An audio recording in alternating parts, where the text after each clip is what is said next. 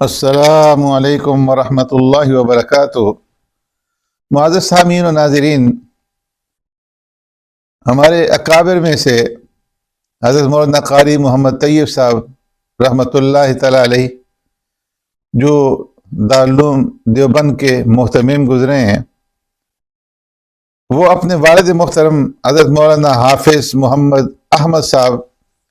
رحمۃ اللہ تعالی علیہ کے بارے میں قرآن مجید سے متعلق ایک نہایت ہی بصیرت افروز اور سبق آموز واقعہ بیان فرماتے ہیں، جو میں آپ کی خدمت میں اس وقت عرض کرنا چاہتا ہوں۔ والد نے حضرت مولانا قاری محمد طیب صاحب رحمۃ اللہ تعالی علیہ کو ایک نصیحت فرمائی۔ حضرت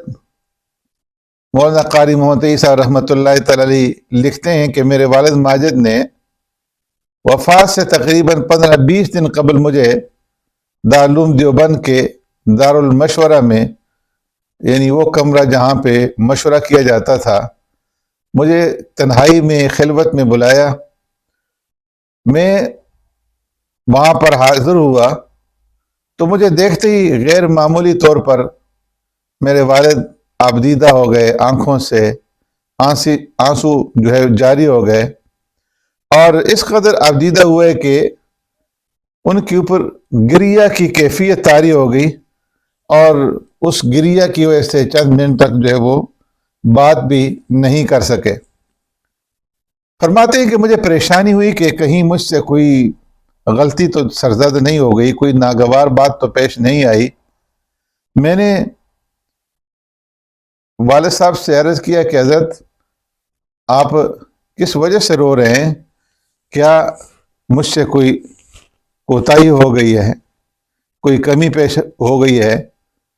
تو فرمایا کہ میرے والد صاحب نے فرمایا کہ نہیں، ایسی کوئی بات نہیں ہے، بلکہ مجھے یہ کہنا ہے کہ میرا جو آخری وقت ہے وہ قریب آ گیا ہے، اور بہت تھوڑا وقفہ باقی رہ گیا ہے۔ مجھے اس وقت تمہیں ایک واقعہ سنانا ہے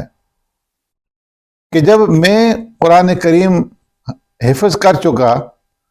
تو اس وقت میرے والد ماجد حضرت مولانا قاسم نانوتوی رحمۃ اللہ تعالی علیہ بانی دارالعلوم دیوبند نے انتہائی خوشی کا اظہار کیا، اور ختم قرآن کی خوشی میں میرے والد نے شہر بھر کے عمائدین کو اور عزیز و اقارب کو جمع کیا، اور ایک بڑے مجمع کے اندر جو ہے انہوں نے لمبی چوڑی دعوت کی۔ اور جس وقت دعوت سے اور تقریب سے فارغ ہوئے تو مجھے میرے والد نے خلوت اور تنہائی کے اندر بلایا اور فرمایا کہ میاں احمد، اللہ کا شکر ہے کہ تم حافظ ہو گئے، اور فرمایا کہ وقت آئے گا کہ تم عالم بھی ہوگے، تمہاری عزت بھی ہوگی، ملک میں تمہاری شہرت بھی ہوگی، اور تمہیں دولت بھی میسر آئے گی، لیکن یہ سب چیزیں تمہارے لیے ہوں گی۔ قرآن میں نے تمہیں اپنے لیے حفظ کرایا ہے، اس لیے مجھے فراموش نہ کرنا۔ فرمایا کہ وہ وقت ہے اور آج کا دن ہے کہ میرا یہ ہمیشہ کا عمل ہے کہ میں ہمیشہ 2 سپارے یومیہ حضرت والد صاحب کو ایصال ثواب کی نیت سے پڑھتا ہوں، جو الحمدللہ آج تک کبھی ناغہ نہیں ہوئے۔ حضرت مولانا قاری محمد طیب صاحب رحمۃ اللہ تعالی لکھتے ہیں کہ یہ واقعہ سنا کر مجھ سے میرے والد صاحب فرمانے لگے کہ میاں طیب، الحمدللہ تم حافظ ہو اور عالم بن چکے ہو، وقت آئے گا کہ تمہاری بھی عزت ہوگی اور دنیا کے اندر تمہاری شہرت ہوگی، حق تعالیٰ تمہیں دولت بھی عطا فرمائیں گے، بہت کچھ تمہیں عطا کیا جائے گا، لیکن یہ سب کچھ تمہارے لیے ہوگا،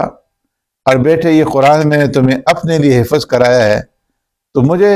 فراموش مت کرنا۔ حضرت قاری محمد طیب صاحب رحمۃ اللہ تعالی علیہ لکھتے ہیں کہ میرے والد کی وفات کے بعد سے لے کر کے آج تک میں اوابین میں 1 پارہ یومیہ پڑھتا ہوں، اور حضرت والد مرحوم کو ایصال ثواب کرتا ہوں، اور یہ میرا معمول ہے جو الحمدللہ والد صاحب کی اس بات کے بعد سے لے کر کے آج تک جاری ہے، اور اللہ کرے کہ آخری دم تک جاری رہے۔ اس کے بعد حضرت قاری صاحب فرماتے ہیں کہ اس واقعے سے یہ بات ظاہر ہوتی ہے کہ ہر دو نامور بزرگ علماء آخرت میں سے تھے، ان کا مقصد قرآن سے اولاد کا